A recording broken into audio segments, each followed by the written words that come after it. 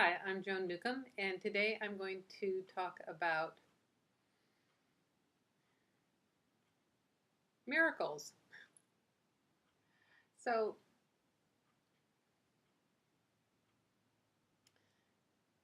many years ago, I had this revolution. I was sitting and I was just paralyzed with fear. I don't remember what I was afraid of or what the storyline was or what the circumstance was. I just remember sort of hitting this paralysis. And then somewhere within the little tiny voice had me center within, and I realized that in my core, I had all the information for survival that I need.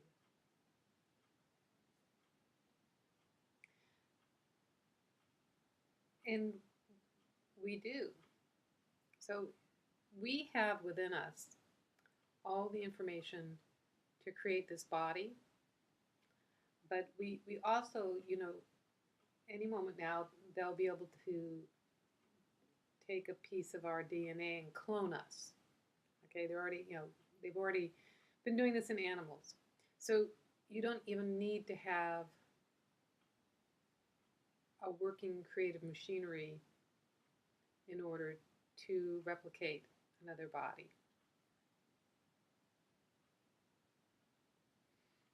So we have within us this ability to make miracles, to manifest miracles.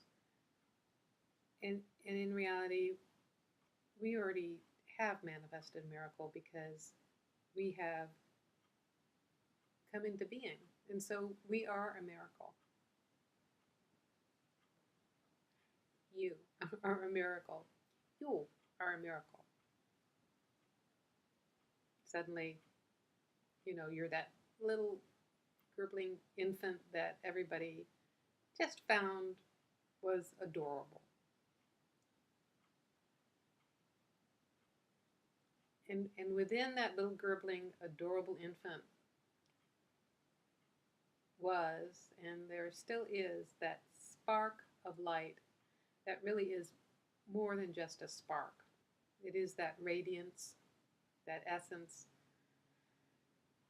that energy, that core energy that is you. And just notice how potent that is.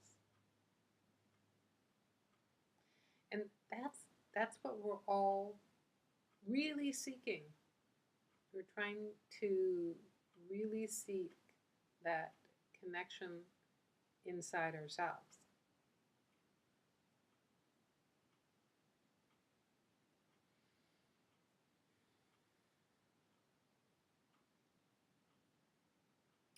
So,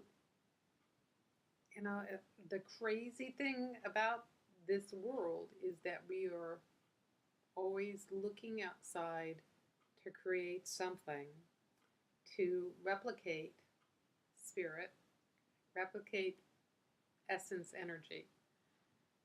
Technology is always creating more miracles, more technological miracles, which are really replicating our energy, the things, our abilities, and the things we can do on this level of consciousness as consciousness. We're trying to do it in form. You know, Flying was the first obvious one.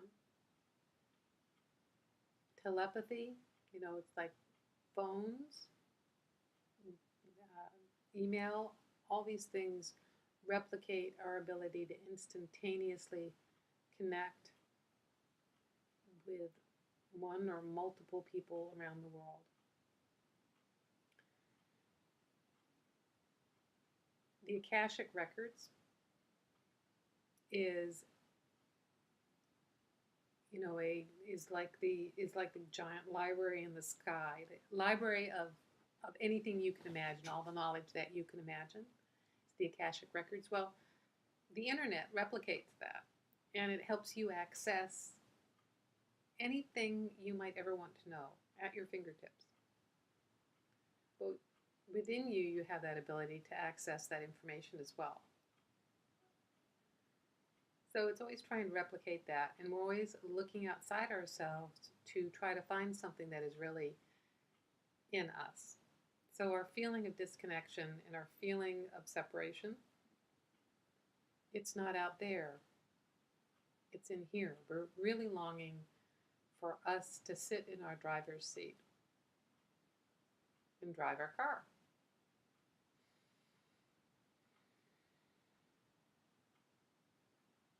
What would that be like for you?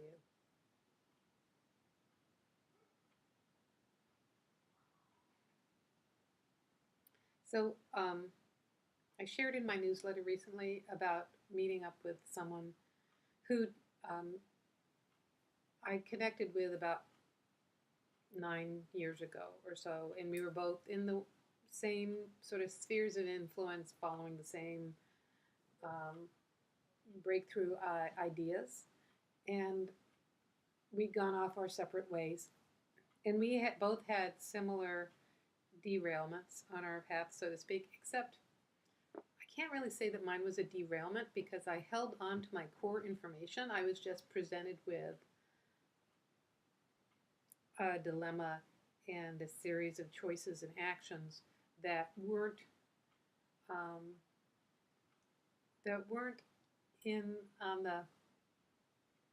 the path that I was on. So I had created my business successfully in Seattle. I'd opened my office. I was teaching classes. I was doing readings and energy work, and at a level of success that was really satisfying, and sort of like a peak of what I had been doing for,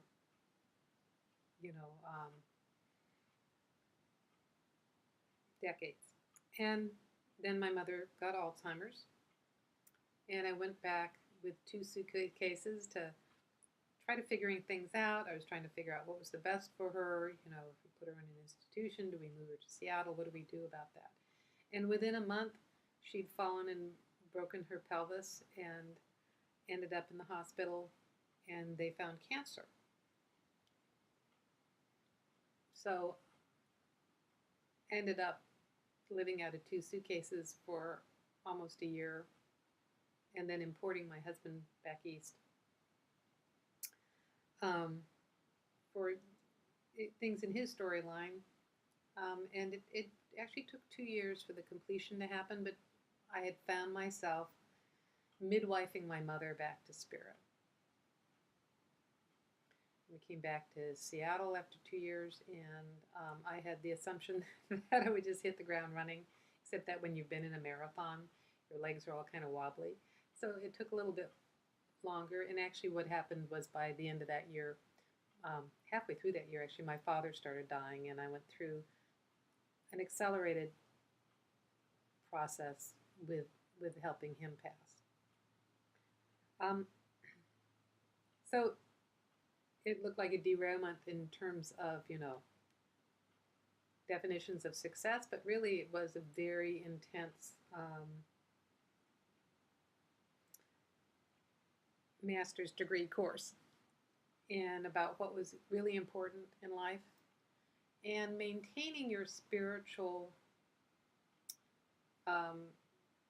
awareness and operating from consciousness even while all these circumstances seem dramatic.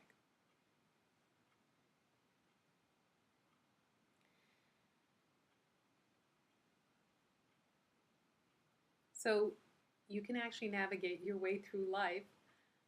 I had no idea I was going to go down this path today. This is going to be a really short video. So you can navigate your way through pretty much anything. And you can maintain your awareness as consciousness while you're in the midst of it, while you're rolling up your sleeves and in the midst of it. You can maintain your awareness as consciousness when you're at work and everybody is bringing in their dysfunctional family patterns. You can maintain your awareness while you're in the midst of your family stuff, family crisis or whatever, and everyone is operating very familiar family patterns.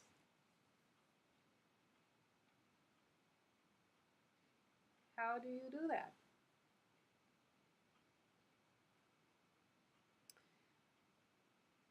And look, I just answered it because I just stopped and I turned within. I took my focus back into myself. And it's a pretty amazing experience to move back into yourself. It's actually, there is no back. You don't keep going back in and walk out the other side. So within you is all the information to completely create another body, to completely create this reality, and pretty much all the information you ever need is in this magnificent construct that is your vehicle. In the path,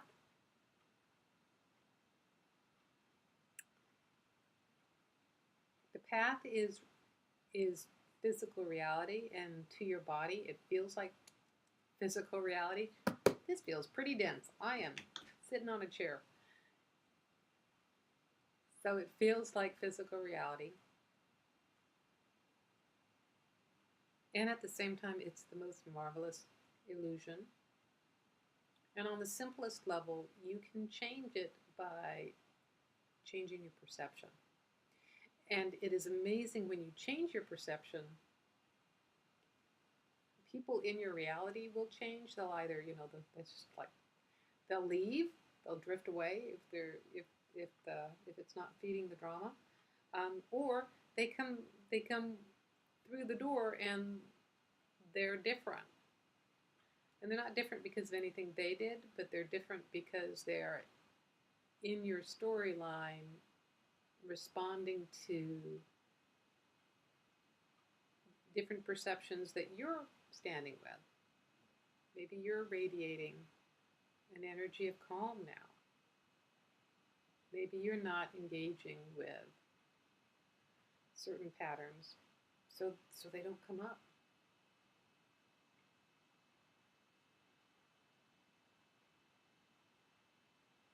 So it's a really fun topic. And there's a lot more to this. And even though I mean for these videos to be short and sweet, and I really kind of want them to be timeless so that you can encounter them anytime, any space, and glean some wisdom from it. I do happen to have tomorrow in this particular storyline a one-time webinar about this called Real World Manifesting. What is the real world? Whatever you want to make it. But it's called Real World Manifesting. I have 3 solid and proven techniques.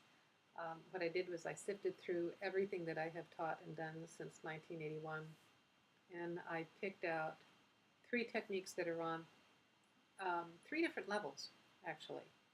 So they should appeal to everyone, and you can work them and use them anyway to help see manifestation here. Find that there's an entire wealth of information. I've hopefully consolidated it so that you can get some real value and traction and start working in this world.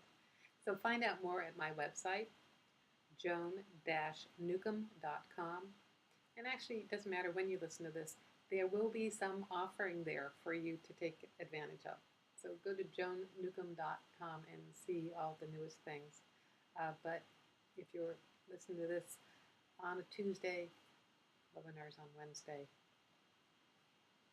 you got less than 24 hours to sign up. So glad you're listening. Thanks so much. Again, my website is joan-newcomb.com, and it's Real World Manifesting.